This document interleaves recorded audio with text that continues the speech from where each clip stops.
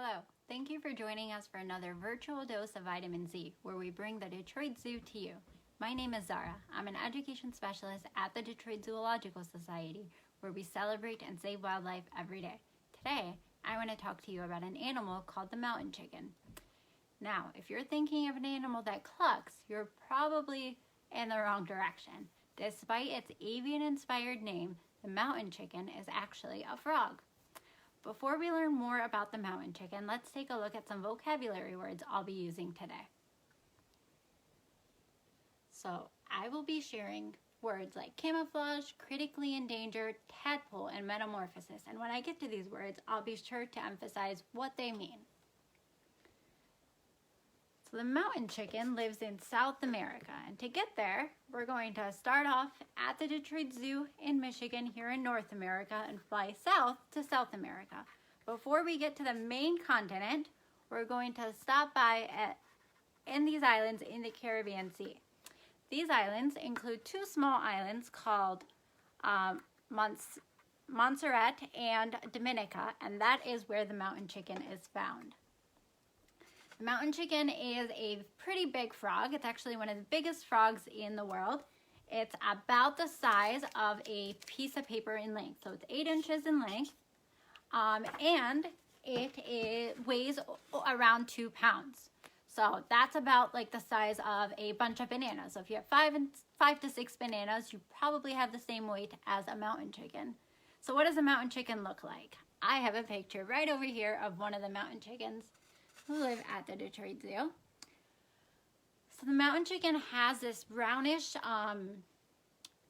yellow coloring that helps it blend in with the rainforest floor, and this helps it camouflage itself. So camouflage is when an animal has coloring that helps it blend into its environment. Usually camouflage is used to protect you from predators. Mountain chicken is actually the biggest native predator on the islands. So most of the time it's using camouflage so that it can become a better predator and find its prey. So what are some things the mountain chicken eats? They eat insects, they eat small frogs, they eat snakes, and they even eat small mammals like mice. Now, like other amphibians, the mountain chicken is a frog and it needs water.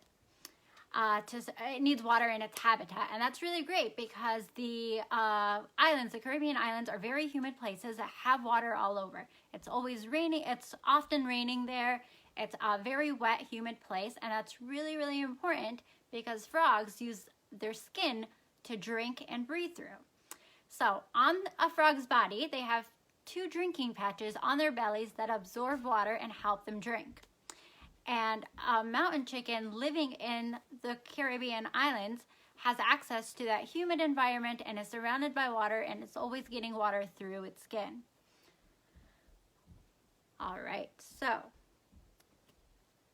now I mentioned that the mountain chicken doesn't use its camouflage to hide very often from predators. Not only is it the largest native predator, it's also nocturnal. That means it's awake during the night. So even if a predator were to look for it, it's really hard to find a camouflaged animal in the dark. One species that does look for mountain chickens is humans. Humans hunt mountain chickens to eat as a delicacy, and that's actually where the name came from. So humans decided that it tasted like chicken and gave it the name mountain chicken.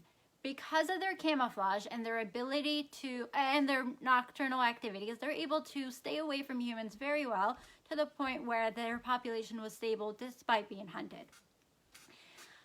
Now, that was only for a time because there was other factors that brought the population of mountain chickens down. One of these was a volcano eruption that happened on Montserrat. When that happened, their habitat was destroyed. A lot of the rainforest was gone, and mountain chickens were gone with it. Normally, their population could reestablish over time, but there was another thing that infected all amphibians, not just mountain chickens, that really hurt the population of the mountain chickens. This was a disease called chytrid. So chytrid is a fungus that grows on frog skin. So remember how I talked about the drinking patches and how frogs are able to take in water through their skin? Mountain chicken, or chytrid, makes their skin thicker so they can no longer do that. The frogs become dehydrated and their population declines as more and more die off. Let's see. So the spread of chytrid happened all over, and it really affected the mountain chickens population. Over time, the mountain chickens population declined by over 90%. That means for every 10 mountain chickens that used to be in the wild, there was only one remaining. This caused scientists to list mountain chickens as critically endangered. So what does it mean to be critically endangered? Critically endangered is a designation that scientists give to animals that they think will no longer exist in the wild without others helping them, without human intervention. So if things continue the way they are and chytrid continues to spread, eventually scientists believe that mountain chickens will no longer exist in the wild. So the mountain chickens, going back to how frogs need water, the mountain chickens not only cannot get away from water, so they need water to drink through their skin, but they also need water to complete their life cycle. This makes breeding amphibians and breeding the mountain chickens especially difficult. So I'm going to talk to you a little bit about amphibians and how the mountain chickens breed.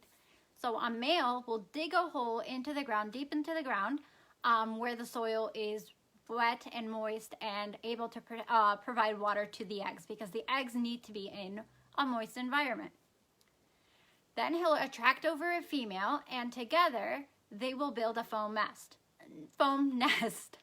The female will release a liquid, and then the male will use his legs to paddle that liquid into a foam that helps provide structure to keep the eggs safe, but also provides liquid to keep the eggs moist. Now, I have a picture that I want to share with you of that foam.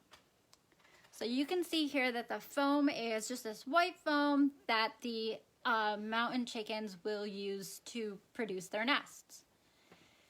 This foam it's not a one-time thing. So once they've made the nests, they have to maintain them. And this takes a lot of work from both the male and the female. They're protecting the nest, they're adding more liquid when they need to, they're creating more foam when they need to keep the nest and its structure intact and keep it at with the amount of moisture that they need. Eventually, after 45 days, their efforts are rewarded and tadpoles are born. So tadpoles are the second life stage of an amphibian or a frog. Tadpoles are basically the baby version of frogs, although they look very, very different. Tadpoles live in the water, and tadpoles also have tails to help them swim through the water, and then they have gills because they're breathing in the water and not through their skin. So usually these nests are maintained for about 45 days up until it's the rainy season, April, in the Caribbean islands. When that happens, rain starts to fall, and this provides the great environment for the tadpoles to hatch in and grow in. So the nest floods up with water, and then tadpoles continue to grow. They start to lose their tadpole features, their tails and their gills, and they start to gain amphibian features like their hands and their feet. And when that happens, they're going through something called a metamorphosis. They're changing from tadpole to a frog. They're going through a big change that changes the structures of their bodies. So as you can see, this whole process is requires a lot of effort.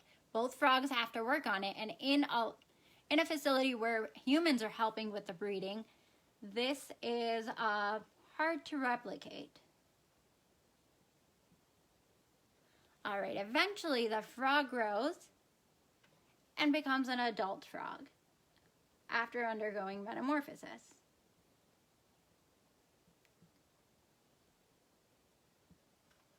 So the Detroit Zoo is actually one of only 5 locations, 5 zoos in the United States where you can see mountain chickens on habitat.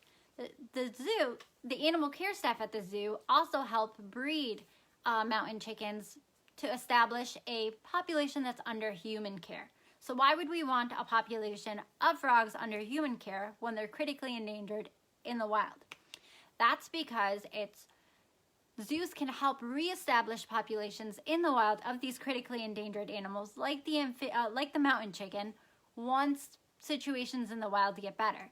So once chytrid is solved, there could be a population of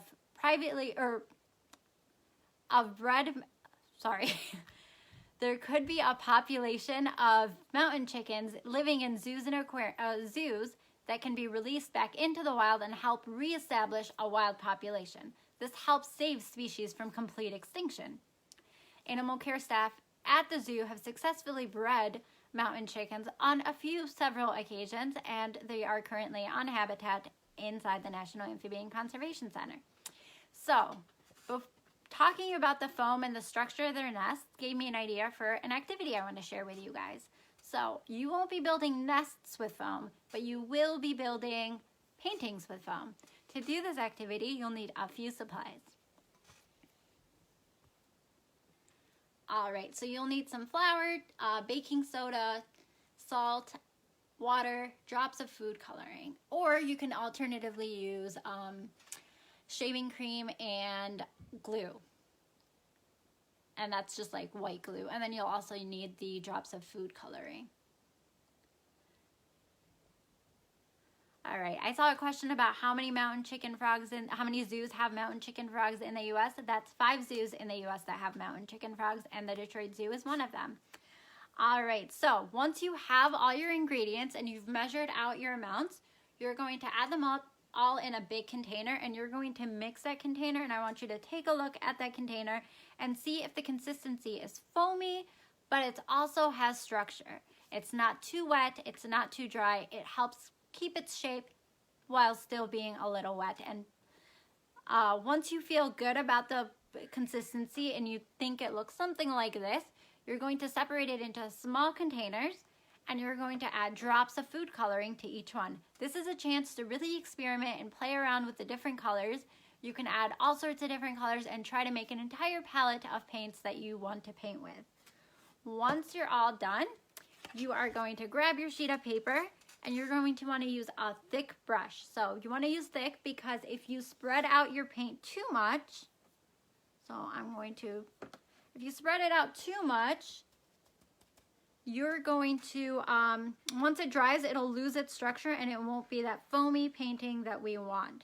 So you're going to make sure that you dab it on very thickly so that once it dries, it maintains some of its structure and you're able to have that structured painting that we're aiming for. Alright, so doing this activity gives you a chance to practice or pursue some creative outlets, but it also gives you a chance to practice some different skills. Skills like measuring, observation, making predictions, and color recognition. And I like to make predictions when I'm mixing the colors. What different colors can I create by mixing different combinations of colors?